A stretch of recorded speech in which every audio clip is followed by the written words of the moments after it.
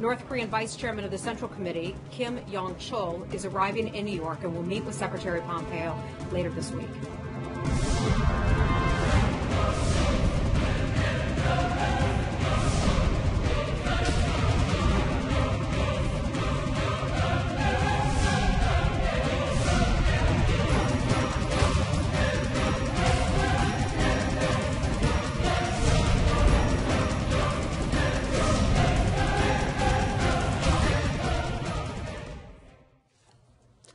어제 중국 베이징 서우두 공항에서 김영철 부위원장이 포착이 됐습니다. 현재는 미국 뉴욕행 비행기에 탑승해 있는 것으로 알려지고 있는데요. 북미 간 최고위급의 만남이 18년 만에 다시 이루어질 예정인 가운데 미국 국무부도 김영철 부위원장의 방문을 공식적으로 언급했습니다. North Korean Vice Chairman of the Central Committee, Kim Yong-chol, is arriving in New York and will meet with Secretary Pompeo later this week. I can just tell you that the Secretary looks forward to his meetings. He will be heading up to New York tomorrow. They've had obviously very deep conversations where they've talked about a lot of detail about what the United States' expectations are. And now we have 3 simultaneous meetings taking place on this matter to talk about the denuclearization of the Korean Peninsula. We have a lot of very important matters to discuss with the government of North Korea, chiefly the denuclearization of the Korean Peninsula. 북한의 고위급 관료가 공식적으로 미국을 방문하는 것은 18년 만에 처음입니다. 그런데 어제 가는 길이요, 그냥 단순하고 순조롭지는 않았던 것 같습니다. 베이징에 도착한 뒤에 미국으로 가는 김영철의 비행기 티켓, 비행기 표의 내용이 3번이나 바뀌었습니다. 왜 이렇게 변경이 잦았던 겁니까? 이유가 뭘까요? 원래는 바로 미국으로 가려고 했는데 네. 중간에 중국에서 뭔가 좀 상의할 내용이 생겼다든지 네. 이런 게 첫 번째 이유로 될 수 있고요. 두 번째는 뭐냐면 미국의 워싱턴으로 갈 것이냐 혹은 뉴욕으로 갈 것이냐. 네. 뉴욕 같은 경우에는 뉴욕 주재 북한 대표부가 있기 때문에 그런 부분에서 좀 약간 협의를 하는데 편리함이 있고요. 워싱턴은 미국의 이제 클린턴 대통령 죄송합니다. 트럼프 대통령을 만날 수 있다는 전 이점이 있습니다. 그렇지만 네. 최종적으로는 결국 이제 뉴욕으로 가는 비행기를 탑승한 것으로 알려지고 있습니다. 김영철 비행기 티켓의 내용이 3번이나 바뀌었다는 것, 미국과의 조율 때문이 아니었던 건 분명합니다. 왜냐하면요, 트럼프 대통령조차도 김영철이 미국에 언제 오는지에 대해서 SNS에 글을 쓴 내용을 보면은 잘 몰랐던 것 같아요. 정확하게 예상을 못했던 걸 보면 무언가 베이징 내에서 변수가 있었던 것 같거든요. 저는 물론 베이징 내에서 중국과의 얘기가 좀 잘못돼가지고 네. 이게 바뀔 수도 있지만은 중국이 미국 정상회담에 관련해서 끼어들 여지가 그렇게 많지 않기 때문에 아하. 오히려 미국과 북한 간에 현재 판문점에서 회담을 하고 있는데 네. 의제 문제에서 상당히 조율돼야 되는데 조율 문제가 잘 안 될 수 있는 부분이 하나 있고 네. 그다음에 이제 또 하나는 워싱턴에서 회담을 하게 되면 네. 북한이 굉장히 불리합니다. 왜냐하면 뉴욕에서 하게 되면 유엔 대표가 있으니까 네. 대표부의 지원을 받게 됩니다. 뉴욕에서 할 경우에는 그렇죠. 네. 차량 지원도 받고 그다음에 이제 여러 가지 통신 수단도 거기 다 있으니까 네. 굉장히 쉽습니다. 그래서 워싱턴보다 뉴욕이 좋다 생각을 했을 것 같은데 또 하나는 아마도 트럼프 대통령을 만날 수 있을 것인가 하는 부분이 이제 문제인데 네. 뉴욕에서 하게 되면은 일단 회담을 끝나고 그냥 돌아갈 수도 있고 네. 트럼프 대통령을 만난다는 부분은 트럼프 대통령이 이제 허가를 해줘야 되는 부분인데 네. 워싱턴에 하게 되면 만나줘야 됩니다. 네. 만나줘야 될 게 굉장히 압박감을 받기 때문에 네. 트럼프 대통령 입장에서 정치적으로 상당히 부담도 될 수 있기 때문에 아하. 아마 그 부분이 이렇게 논의되다 보니까 장소가 뉴욕으로 된 거 아닌가 생각이 듭니다. 지금 말씀하신 내용을 저희가 간략하게 3가지로 요약을 해봤습니다. 베이징에서 1박을 하면서 비행기 티켓의 목적지와 비행기 시간이 계속 바뀌었던 3번이나 바뀌었던 이유. 첫 번째, 동선 노출을 최소화하기 위한 안보 의미가 있었다. 보안의 의미가 있었다. 이렇게 얘기를 해볼 수가 있고요. 또 두 번째로 방금 말씀하신 부분인 것 같습니다. 워싱턴행을 계획했었지만 그게 불발이 됐다. 즉 트럼프 대통령이 김영철 일행을 만날 것에 대한 부담감이 있었을 것이다. 이런 분석이 가능하고요. 3번째가 있습니다. 북미 정상회담에 대한 실무 접촉 과정에서 중국이 무언가 개입을 하기 위한 또는 김영철 일행이 중국 시진핑 주석에게 무언가 의견을 묻기 위한 그런 의도가 있지는 않았을까 여러 가지 분석이 언론을 통해 나오고 있습니다. 어떻게 보십니까? 저는 동선 노출 최소화할 정도로 지금 그렇게 여유 있는 상황 아니고요. 아하. 지금 중국 시진핑 주석을 트럼프 대통령이 바로 당신 때문에 북한이 나빠졌다 이렇게 경고를 했거든요. 네. 이 상황에서 지금 미국의 문제를 풀러가는 김영철 부장이, 통전부장이 이 상황에서 중국과 사전에 협의를 하고 중국과 문제를 조율하고 한다? 그러면 문제가 더 꼬이죠. 미국의 비위를 상당히 건드리는 일이겠죠. 그러니까 지금 일단 29일 날 원래 계획이 워싱턴 행이었거든요. 네. 워싱턴 행이 목표였을 겁니다. 그럼 워싱턴을 가는 이유는 폼페이오 장관이 2번 북한을 갔을 때 모두 김정은 위원장을 만났거든요. 네. 그러니까 김영철 부장도 특사로 가는 겁니다. 네. 그러니까 워싱턴이 목표인데 지금 문제는 워싱턴을 가게 되면 분명히 주머니에는 친서가 있을 거고 네. 트럼프 대통령을 만나야 되는데 그렇죠. 그럼 그게 최종 그림이 그려지는 거거든요. 아하. 근데 뉴욕으로 바꾼 이유는 뭐냐면 폼페이오를 만나서 조율을 하라라고 하는 트럼프 대통령의 의중입니다. 그러니까 아직 완벽하게 원하는 답을 지금 가지고 가고 있지 않은 거죠.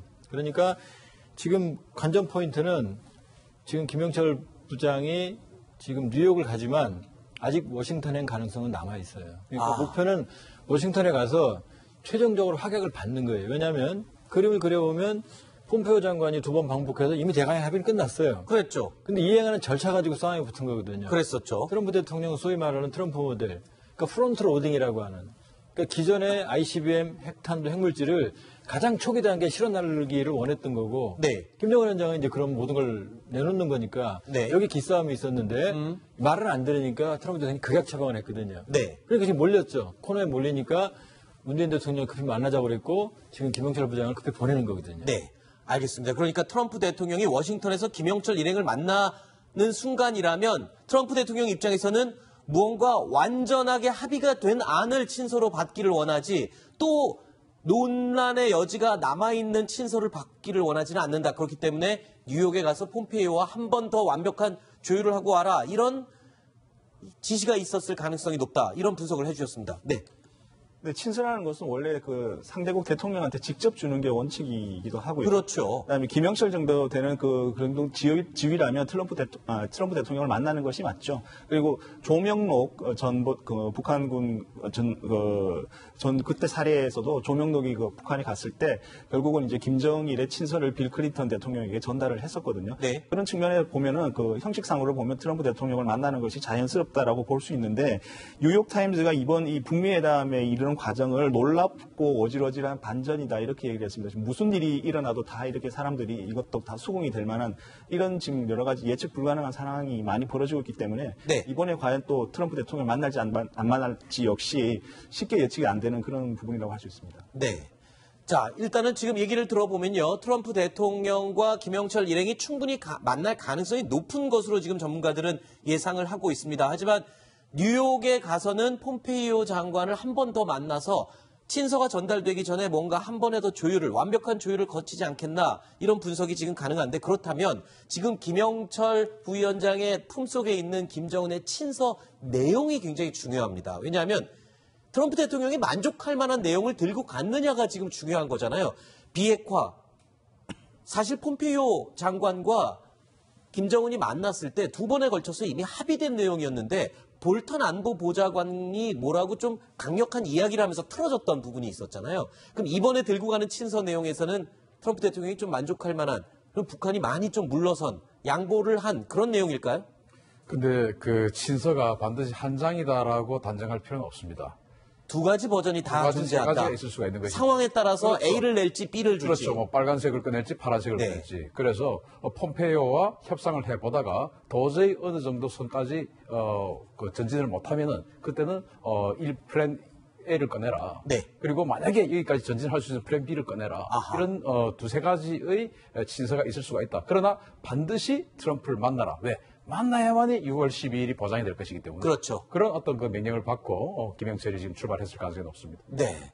과연 트럼프 대통령이 만족할 만한 북한이 좀 양보한 단계적 비핵화가 아니라 일괄 타결 방식에 좀 가까워진 안을 가지고 갔을까요?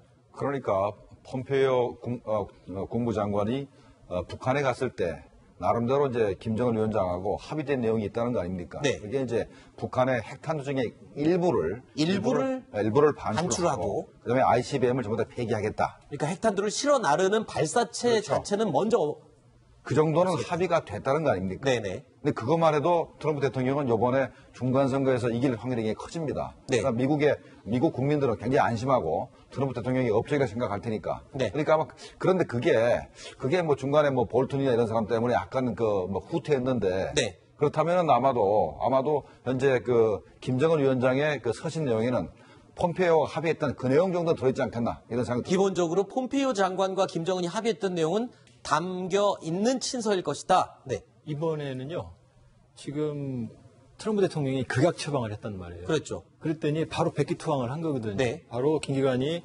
사과문에 가까운 해명서를 냈고, 그 다음에 문재인 대통령이 급히 만나자고 그랬고, 네. 그러니까 이번에는 확약도 들어있지만 자기가 보장 받을 거를 지금 받으러 가는 거예요. 네. 그러니까 일단 내놓을 거를 지금 내놓는 프론트 로딩, 즉 핵심적인 부분을 앞에 시작을 할 수밖에 없는 상황이기 때문에 확실한 보장을 받기 위해서, 물론 이제 줄 것도 다시 한번 강조하지만, 네. 미국은 받을 게 받을 거에 뭔지. 대한 확약을 아하. 받으러 가는 거로 봐야죠. 줄 거를 확실하게 내 보여주겠다. 단 미국 당신들이 우리에게 줄 것은 뭐냐?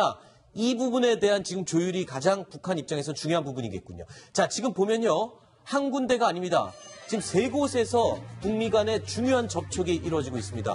지금까지 얘기를 나눴던 폼페이오 국무장관과 김영철 북한 부위원장의 만남, 뉴욕 또는 워싱턴에서 진행이 되고 있고요. 두 번째 장소, 판문점에서 성김과 최선희, 성김 필리핀 대사, 그리고 최선희 외무성 부상, 이 두 사람이 실무 협상을 또 벌이고 있습니다. 또 한 곳이 있죠. 바로 트럼프 대통령과 김정은 위원장이 직접 만나게 돼 있는 싱가포르에서도요, 실무진들이 이 보안 문제를 논의하며 대통령 또는 이 김정은 위원장의 동선에 대해서 합의를 상당 부분 진척된 것으로 알고 있습니다. 그러니까 지금 이 셋 중에는 이쪽이 지금 가장 많이 진척을 보인 것 같아요. 제일 예민한 곳이 바로 이 두 곳이죠. 그렇죠? 맞습니다. 일단 뭐 일정이나 그다음에 의전, 경호 이 부분이야 뭐 이견 있기가 좀 네. 어렵습니다. 근데 문제는 현재 가장 큰 문제가 현재 판문점에서 벌어진 저 실무 접촉인데 과연 북한이 몇 개의 핵탄두를 언제 미국으로 반출할 것인가 네. 하는 그런 부분들. 그다음에 ICBM만 그냥 폐기할 거냐? 그럼 ICBM 만들 수 있는 그런 잠재 능력까지 전부 다 네. 없을 것이냐 하는 부분에서 아마 상당한 논의를 할 가능성이 있습니다. 제일 치열한 곳이 아마 이 판문점 회담일 것 같습니다. 그리고 사실 서로를 가장 많이 알고 있는 또 두 상대 협상 대상이기 때문에 아주 치열한 협상이 이루어지고 있는 것 같습니다. 싱가포르에서는 방금 말씀드린 것처럼 의전과 경호를 조율하기 위한 북미 간의 회동이 진행 중인데 그런 와중에요. 북한 측 김창선 서기실장이 카메라에 포착이 됐습니다. 급하게 차에 올라타고 떠나는 바로 저 모습인데 글쎄요. 이 굉장히 언론을 의식하고 피하는 모습을 볼 수 있어요. 굉장히 예민하게 반응을 하는 것 같은데요. 김창선 씨 같은 경우에는 그 언론에 원래 잘 노출되지 않고요. 네. 그리고 김정은 그 위원장의 소위 말하는 그 책사 내지는 집사라고 하겠죠. 집사로서 이렇게 활동했던 사람이기 때문에 김정은의 어떤 동선이라든지 그다음에 뭐 경호 문제라든지 이런 부분을 담당하고 있어서 특히 언론 노출에 대해서는 좀 피하는 것 같습니다. 그러니까 네. 김창선 위원장 같이 노동당 서기실장이 언론에 공개된 건 북한 70년사에 처음입니다. 아, 김창선 실장, 서기실장이 공개된 건 지금 처음이라는 거예요. 그러니까 서기실장이라는 그런 존재 자체가 그렇죠. 언론에 공개된 건 처음입니다. 그렇죠. 아마 자기도 굉장히 고통스러울 겁니다. 네. 굉장히 익숙하지 않은 이런 상황일 것 같습니다. 자, 그런데 이번에 싱가포르 북미 정상회담에서 또 한 가지 관심을 끄는 부분이 있습니다. 뭐냐면요. 과연 북한이 핵 보유국임을 스스로 선언을 했는데 북미 정상회담에서 핵가방이라고 하죠. 핵가방을 들고 올 것이냐 하는 여부입니다. 트럼프 대통령은 어딜 가나 핵가방을 들고 다닙니다. 핵 보유국임을 증명하는 그런 상징이 되기도 하죠. 그럼 김정은 위원장도 이번에 정상회담 때 핵가방 들고 올까요? 들고 오고 싶을 겁니다. 왜냐하면 네. 자신이 핵 보유국임을 과시하는 측면에서 그래서 네. 우리는 이 핵을 폐기하는 게 아니라 핵 군축하자라는 어떤 그 대칭성 차원에서 들고 오고 싶어 할 건데 아마도 이 방송을 보고 들고 오고 싶은 마음을 접을 수도 있습니다. 왜요? 왜냐하면 들고 왔다 국제적인 조롱거리가 될 수가 있습니다. 왜죠? 일단 핵가방이라고 하는 것은 원거리에서 멀리에서 핵 발사 버튼을 누를 수 있는 그 발사를 시킬 수 있는 명령을 할 수 있는 명령 체계 아닙니까? 그렇죠. 매뉴얼들이 책이 가득 들어있는 가방이라고 알고 있는데. 책이 들어있을 수도 있고 네. 또 뭐 그게 실제로 버튼이 있을 수도 있고 뭐든지 다 있는데 문제는 김정은이 해외에 나와가지고 실제로 북한에게 핵을 발사를 해야 될 정도라면 어마어마한 사변이 터진 거거든요. 네. 그러면은 과연 통신이 제대로 될까? 네. 핵가방에 만약에 버튼이 있다라고 하면 본국과 통신을 무슨 수로 할까? 네.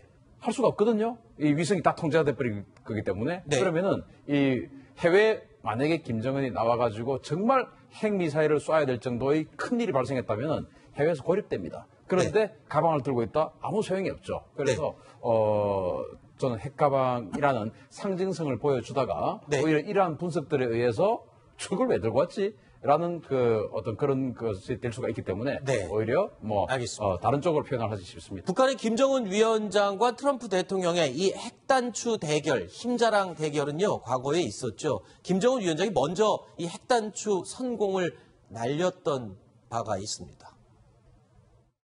핵단추가 내 사무실 책상 위에 항상 놓여 있다는 것. 이는 결코 위협이 아닌 현실임을 똑바로 알아야 합니다. 핵탄두들과 탄도로켓들을 대량 생산하여 실전 배치하는 사업에 박차를 가해 나가야 합니다. 자, 일각에서는 폼페이오 장관이, 네, 하신 말씀이 있습니다. 핵가방 말씀이신가요? 핵가방 얘기라면 말이죠. 네네. 일단은 미국 같은 경우는 네. 대통령이 코드를 입력을 해서 이제 전송을 하면 네.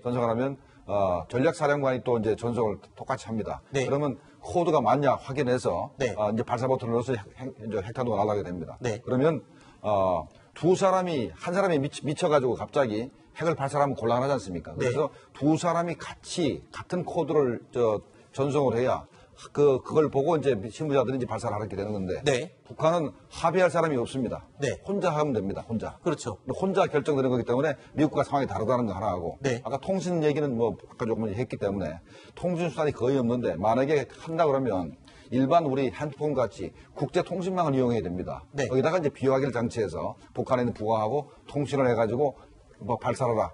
전화만 하면 되는데 네. 무슨 가방이 필요하겠습니까? 네. 정말 오락가락할 것 같습니다. 왜냐하면 비핵화 합의를 하기 위해서 북미 정상이 만나는 자리에 핵가방을 들고 가는 것 자체도 좀 그렇고요. 그렇다고 또 안 들고 가자니 핵보유국임을 선언한 김정은 입장에서는 이번이 기회인데요. 핵가방을 좀 들고 와서 자랑을 하고 싶은 마음도 있을 것 같고요. 네, 트럼프 대통령이 김정은에 대해서 내 책상에는 김정은이 얘기한 것보다 더 큰 핵단추가 있다 이렇게 얘기를 하고 나서 언론으로부터 상당히 많은 비난을 받게 됐습니다. 그랬었죠. 네, 지금은 핵 자랑을 할 때가 아니거든요. 그렇죠. 그러니까 지금 그런 통상적인 핵을 대결할 때라면 충분히 그런 그림이 그려지기 때문에 그렇겠지만 지금은 해법을 모색하는 자리이기 때문에 네. 트럼프 대통령이 당연히 가져가죠. 네. 매뉴얼이니까. 그렇지만 아마 그런 동선은 최소화할 겁니다. 그리고 지금 현실적으로 우리 김 장관님 말씀도 하셨고 또 물리적으로 그런 통신 보안 체계나 자체적인 위성이 없기 때문에 김정은 위원장이 가지고 간다 그러면 그게 큰 의미가 없죠. 네. 자, 일단 판문점 회동, 성김 필리핀 대사와 최선희 이 외무성 부상 이 두 사람 간에는요. 비핵화의 합의점을 어느 정도 찾은 것 같다라는 보도도 나오고 있습니다. 핵심은 이 세 가지입니다. 북한이 보유하고 있는 핵탄두 지금 확인된 것만 한 20개에서 30개 가까이 된다라고 30개 가까이 된다라고 알려져 있는데 그 일부를 미국으로 반출을 하는 부분 상당 부분 의견을 일치를 봤다라고 알려져 있고요. 또 핵탄두를 미국 본토까지 실어 나를 수 있는 발사체 이 ICBM 발사체를 전량 폐기한다. 이 부분도 상당 부분 진척이 된 것 같습니다. 그리고 폐기 이후에 어떤 식으로 검증을 하냐 그 방법에 대해서도 상당 부분 협의가 진행이 되고 있다. 이렇게 알려지고 있죠. 저는 저 보도를 보고 상당히 걱정이 앞서는 것이 어떤 부분이죠? 일단은 핵탄두를 일부 반출한다. 네. 이거 약간 쇼기가 있습니다. 첫 번째 부분이요. 네. 핵탄두 일부 반출은 비핵화의 의미를 깎아내리는 아닙니다. 일단은 그래도 김정은 위원장의 비핵화 의지를 표명할 수 있는 그렇죠. 그런 첫 부분이 발걸음은 충분히 될 수 있죠. 충분히 있습니다만 첫째 핵탄두 숫자를 정확히 모릅니다. 아하. 이게 핵탄두가 현재 적어도 60발 이상 되는 거로 생각이 되는데 네. 지금 앵커께서 말씀하셔도 30발을 말씀하시잖아요. 네. 얼마든지 북한이 우리를 속여먹을 수 있기 때문에 네. 저 부분이 이제 우리 안보는 좀 문제가 있는 것이고 네. ICBM을 전부 다 폐기한다 하더라도 탄도미사일을 전체를 폐기하지 않으면 한국이나 일본은 바로 사거리 냈기 때문에 그렇죠. 상당히 걱정이 앞서는 겁니다. 그래서 네. 현재 미국이 합의하려는 것이 미국의 이익만을 보호하려는 것인지 아니면 한국과 일본도 같이 보호하려는 건지 우리가 네. 앞으로 두고 봐야 됩니다. 알겠습니다.